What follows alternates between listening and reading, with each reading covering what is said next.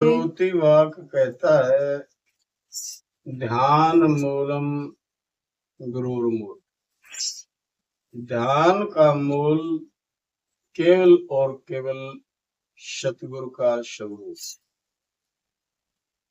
जिसने सतगुरु के स्वरूप के ऊपर ध्यान एकाग्र कर लिया उसके लिए कोई और ध्यान बाकी नहीं रहे। ऐसा श्रुति सिद्धांत कहता है ध्यान मूलम गुरुर्मूल, पूजा मूलम गुरुर पदम। यानी पूजा का मूल केवल और केवल सतगुरु के चरण कमल है। जिसने सतगुरु चरण कमलों की हृदय से पूजा कर ली है उसके लिए कोई और पूजा शेष नहीं रहे। ज्ञान मूलम गुरुर वाक्यम। ज्ञान का जो मूल है वो सतगुरु के मुखारविंद से निकलने वाले प्रवचन, महावाक्य, अनमोल वचन, वो विवेक रूपी मोती जो उनके मुख से निकलते हैं वही ज्ञान का मूल है।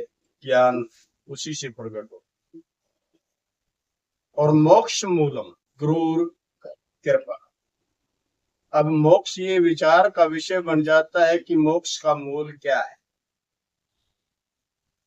मोक्ष उसको कहते हैं जिसके अंदर कोई भी कल्पना शेष नहीं रहती, निर्विकल्प स्वरूप है।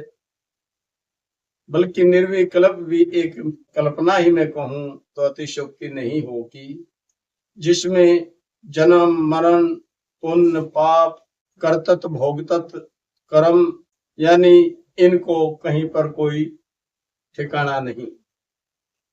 ये सर्व व्याधियां छूट जाए और आप में, अपने आत्म स्वरूप में जब ये आप में आप ही केवल ही रूप रह जाए उसी को मोक्ष कहा है।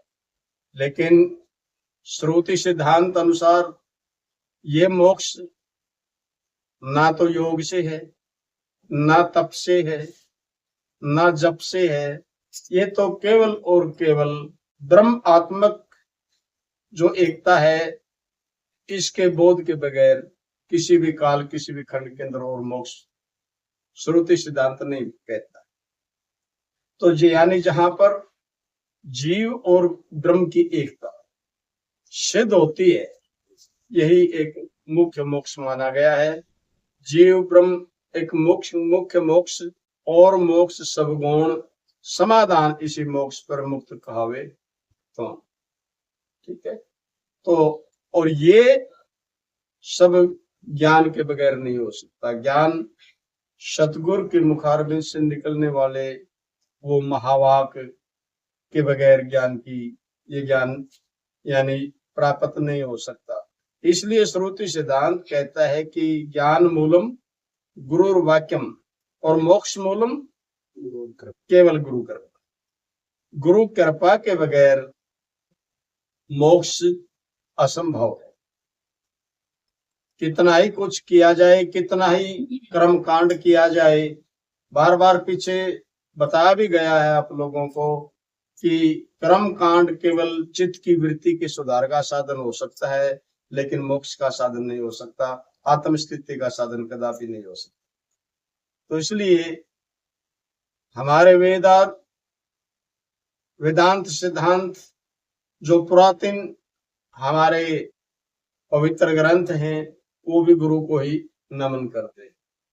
कहते हैं कि गुरुर ब्रह्मा गुरुर विष्णु गुरुर्देव महेश्वरः गुरु साक्षात परमं ब्रह्म तस्मै श्री गुरुवे नमः। तो वेद कहता है गुरु ही ब्रह्मा है, ब्रह्मा स्वरूप है, गुरु ही विष्णु का स्वरूप है और गुरु ही महादेव का, देवों के देव हैं, महादेव हैं, वो महेश रूप सतगुरु ही हैं। और इसलिए कहता है, वेद भी कहता है, इसलिए मैं गुरु को नमन करता हूँ। गुरु ही पार ब्रह्म परमात्मा स्वरूप है, दूसरा और कोई नहीं। ये तो वेदांत सिद्धांत ने कहा। लेकिन यदि हम तुलना करें तो ब्रह्मा से भी सतगुरु की तुलना नहीं हो सकती, क्योंकि ब्रह्मारूप इसलिए कहा गया है कि जैसे ब्रह्मा सृष्टि की उत्पत्ति करता है और सतगुरु जिज्ञासु के हृदय के अंदर ज्ञान को प्रकट करते हैं, इसलिए वो ब्रह्मा स्वरूप है। लेकिन फिर भी भेद रह जाता है, क्योंकि ब्रह्मा से रची हुई सृष्टि ये उत्पत्ति और विनष्टि रहती है, लेकिन सतगुरु ने जिसके हृदय के अंदर वो विवेक आरोपित कर दिया, वो फिर कभी विनष्टता नहीं है। तो इसलिए ब्रह्मा से भी सतगुरु की समानता नहीं कही जा सकती।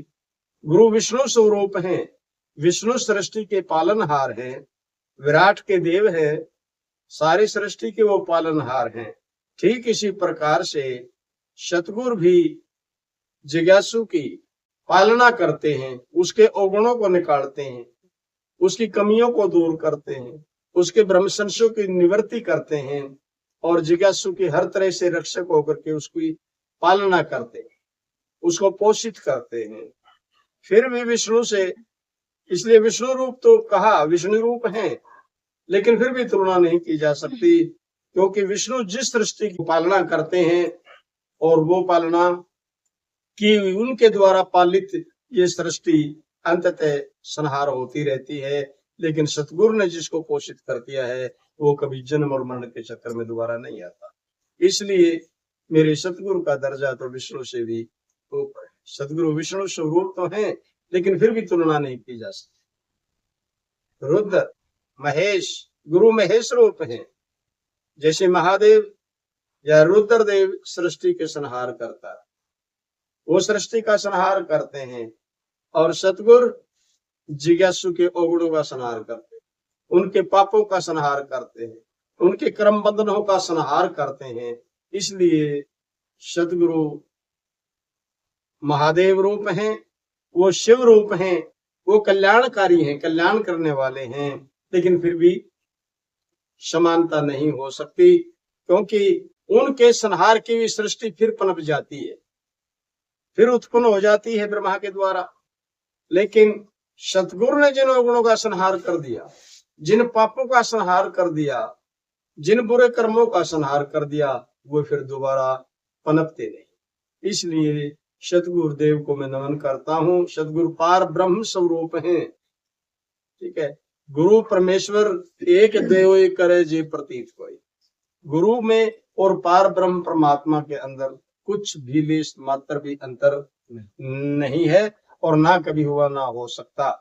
इसलिए जिसने सतगुरु को जान लिया है, सतगुरु को परख लिया है, पहचान लिया है, उन्होंने हरि को ही पा लिया है। लेकिन जो सामर्थ हाजर नाजर सामने बैठे सतगुरु ही को ही जिज्ञासु नहीं पहचान पा रहा, उन्हीं को नहीं समझ पा रहा, तो वो परमात्मा तो निराकार और सूक्ष्म स्वरूप है, उसको वो कैसे समझ पाएगा।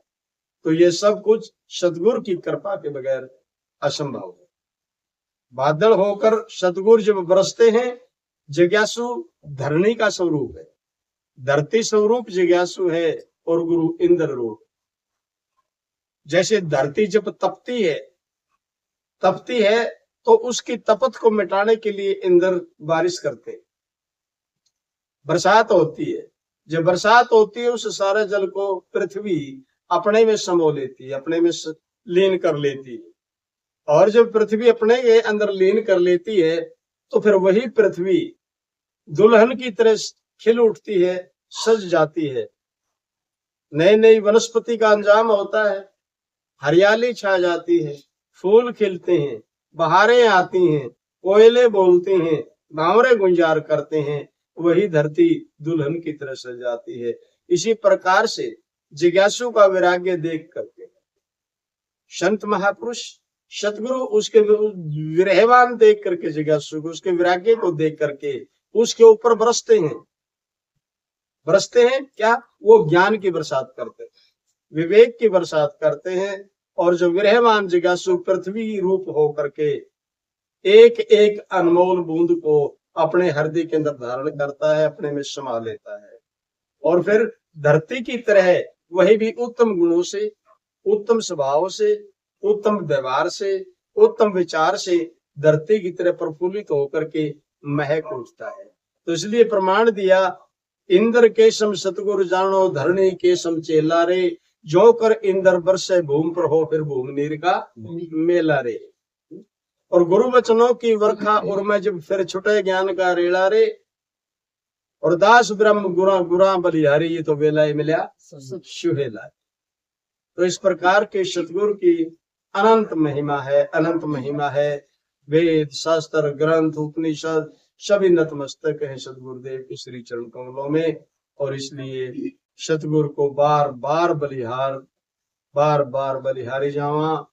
धन्य है जहां जहां उनके चरण कमल टीके हैं, जहां उनके चरण फेरे हुए, जहां भी उनके चरण कमल रखे गए, वो भूमि पवित्र है, वो धरती ही पवित्र हो जाती है। तो इसलिए सतगुरु की महिमा अनंत है, अनंत है, अनंत है। बोल प्रेम से श्री सतगुरुदेव महाराज की जय।